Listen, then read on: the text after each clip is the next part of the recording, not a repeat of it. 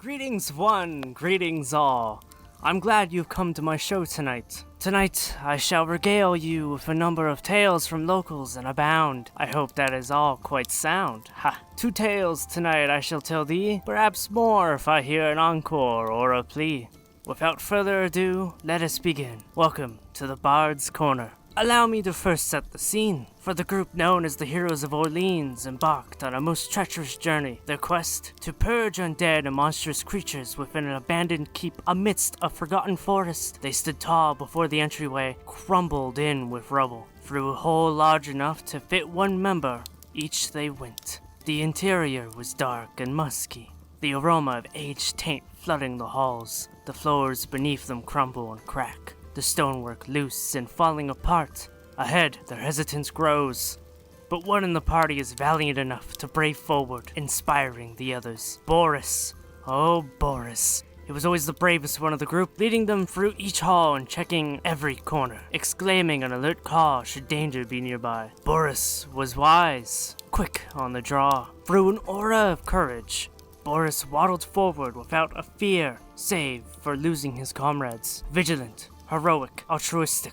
After some time, the party found themselves near a stream of water that broke into the top of and through the abandoned keep. They found themselves ambushed. A pack of Slaad emerged from around the corner of where they were before, the frog-like monsters hopping their way with dexterous, murderous intent. The heroes of Orleans were at odds. Perhaps they were about to meet their end. But then he stepped forward and let out a ferocious quack, his webbed feet rushing towards the Slaad about to slay the trickster of the group. A fury of beaks pierced unto, and the Slaad was no more.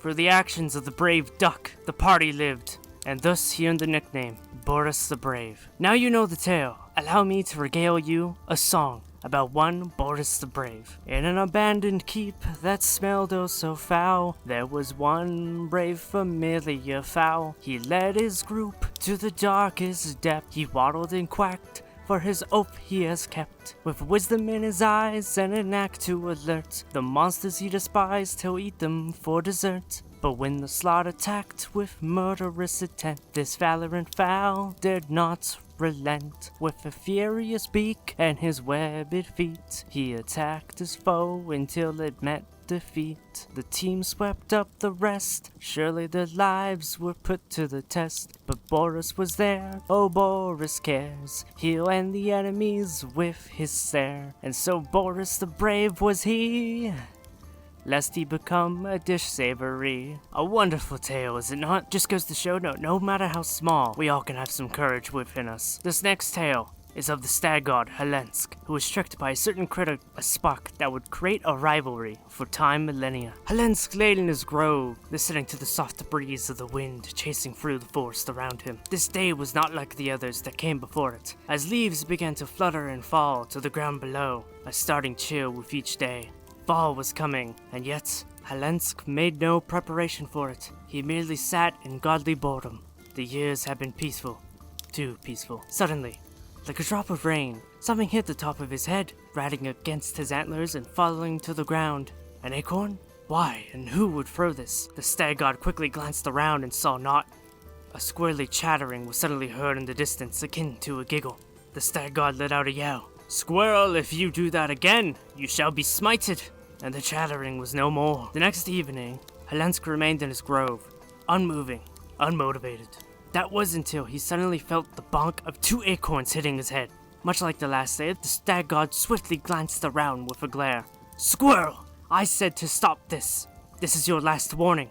Chattering was heard again in the distance, but Hallensk could not give enough care to get up to chase. The final evening, the Stag God remained watchful of any trickster squirrels moving through the grove to pelt him with another acorn, but naught was found, for he wasn't paying attention to the sky. A bird of black flapped above, a raven, an acorn clutched in talons, flying over the stag, only to drop it directly atop his head.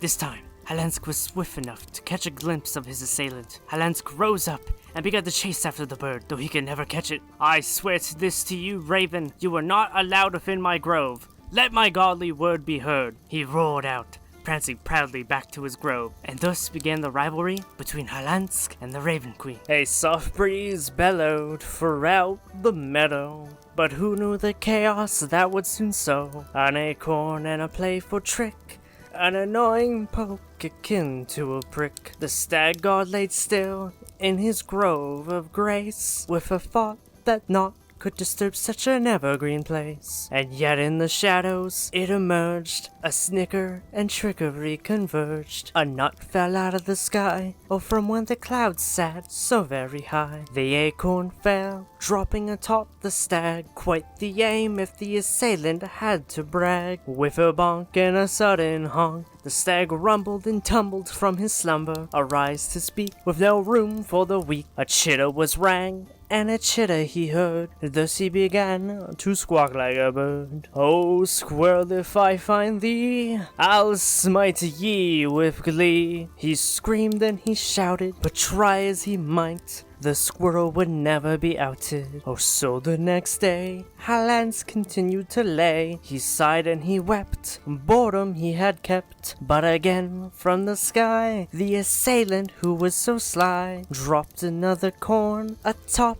his head. A chitter was rang, and a chitter he heard, thus he began to squawk like a bird. Oh, squirrel, if I find thee, I'll smite ye with glee. He screamed and he shouted, but try as he might, the squirrel would never be outed. The final day came, the stag now more on alert, ready to reply with something more curt. Watchful eyes scanning the field for his foe, but naught came out but a few doe. Suddenly he heard a call from above. What was that? Nay, not a dove. Oh, the raven.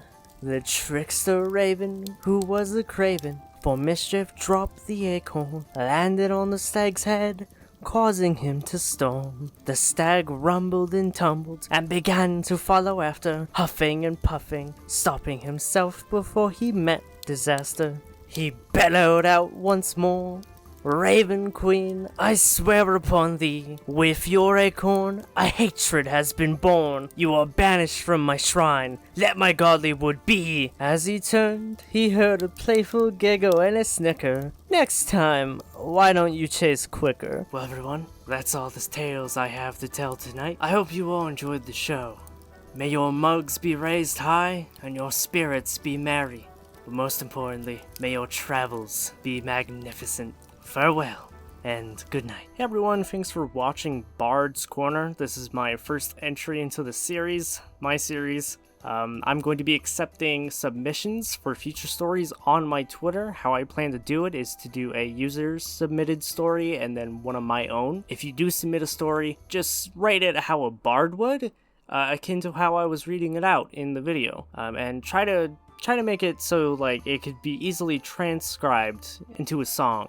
Just send me a message on Twitter, my DMs are open, and yeah, that's it. Remember to like and subscribe, and thanks for checking out my channel. I appreciate it. If you have any positive feedback, please let me know in the comments. Ciao ciao.